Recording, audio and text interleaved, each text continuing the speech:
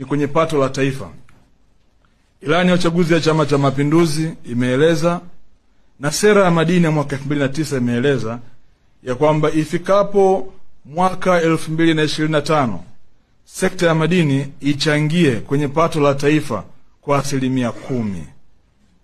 Taarifa njema ni kwamba kabla ya mwaka uliowekwa kimalengo kupitia sera ya madini pamoja na ilani ya uchaguzi ya Chama cha Mapinduzi, kwa mujibu wa takwimu zilizotolewa na shirika la takwimu la taifa NBS, nchi yetu ya Tanzania hivi sasa kupitia sekta ya madini inachangia kwenye pato la taifa kwa 10.1 kabla ya ule mwaka wa kimalengo ambao ulikuwa umewekwa wa mwaka 2025.